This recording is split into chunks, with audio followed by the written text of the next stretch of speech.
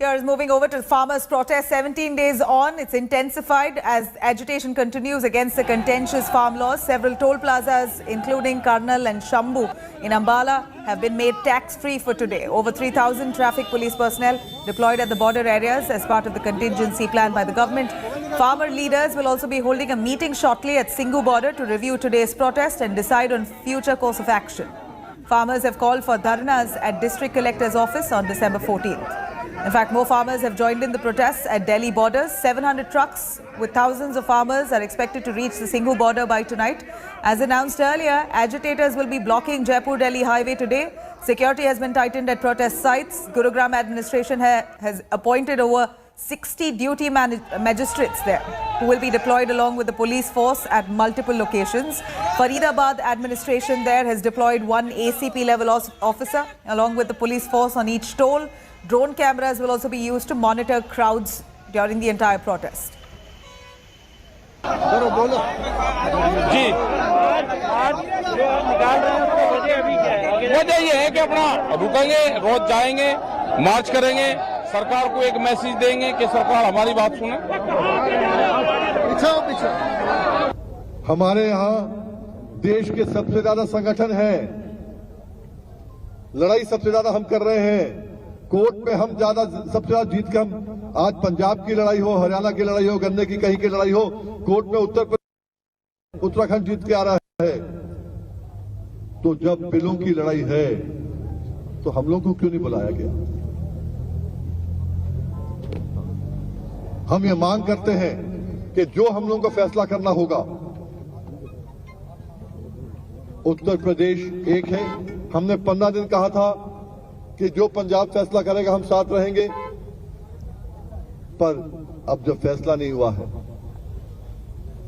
हम चाहते हैं कि हमको भी बुलाया जाए, हमसे वार्ता की जाए।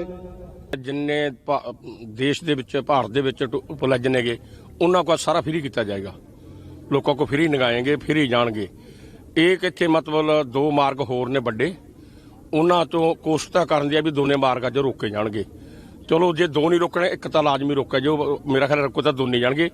ਅੱਜ ਇਹੀ programme. Now, Union Agriculture Minister Narendra Singh Tomar spoke with India Today exclusively on the farmers' agitation. Here's what he said.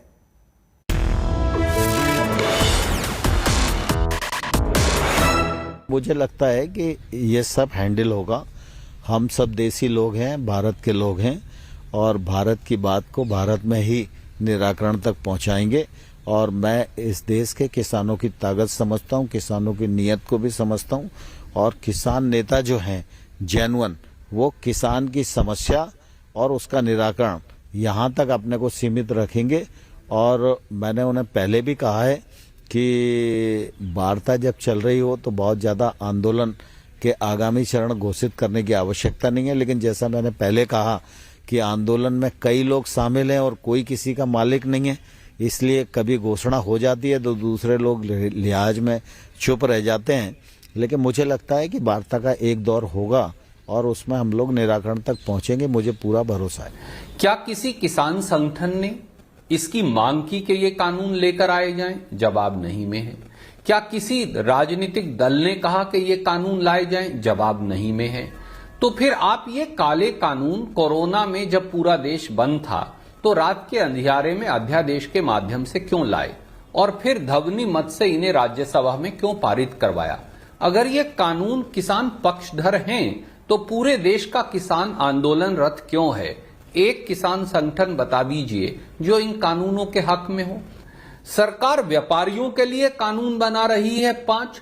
हम कह रहे हैं कि 62 करोड़ खेत मजदूरों, गरीबों, अनुसूचित जाति, पिछड़े वर्गों और किसानों की बात सुनो। Hi everyone, Preeti Chaudhary here. Hope you like this video. For latest news and analysis, like and subscribe to the India Today YouTube channel. And don't forget to press the bell icon to stay updated. Thank you for watching.